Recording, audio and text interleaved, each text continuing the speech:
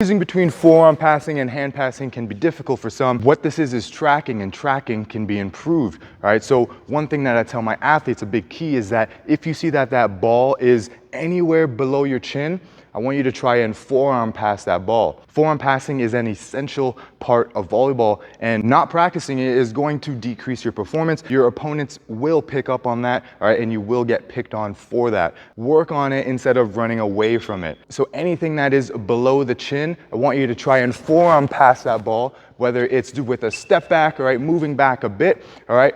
You can come up and hand pass that ball, but if it's because of your forearm passing lacking, I don't think that that's always a good idea, right? Obviously, it depends on the situation. Now, anything that is above that point, I want you to try and track it with your forehead, all right? So you're still in that open platform position, right? You're watching it, now you see it's above your chin, right? You're gonna track it with your forehead and then hand pass the ball. So there is a line. Obviously, it does depend a little bit, can vary, right? This can be a good guideline, right, to help you choose so that you're not caught in a position like this. You can make an easy decision, right? If it's anywhere below the chin, you're gonna try and position yourself so that you can forearm pass that ball, right?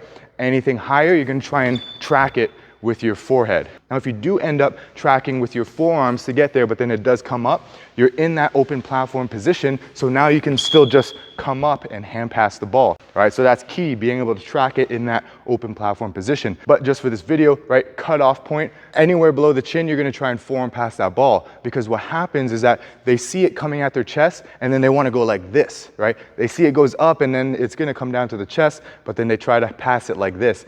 This is problematic, right? That ball is going to shoot forward or just drop. It's not going to have enough height, right? Whereas if we just have a little bit of an opening up, right?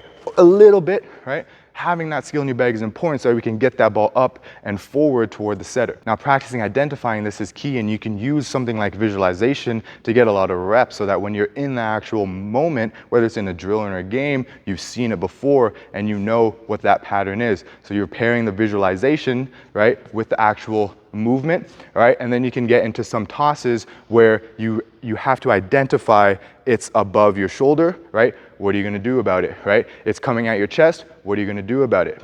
So you're getting better at identifying the ball that's coming at you and pairing it with the movement. Now, we want to be good at both, right? If we start over relying on our forearms, we're going to get caught up in this position here sometimes if we don't have the tracking down, or if we haven't paired it yet with the movement. We're not confident in our hands maybe. So working on your hands is important as well. Keep in mind, this is just a guideline, okay? So sometimes it can be at your nose or chin, but you're able to get behind the ball enough and underneath it enough so you can still get that ball up, right? This is just a way that you can help determine, right, how you're going to pass this ball better. And this is a really good way to help just make it a little bit easier.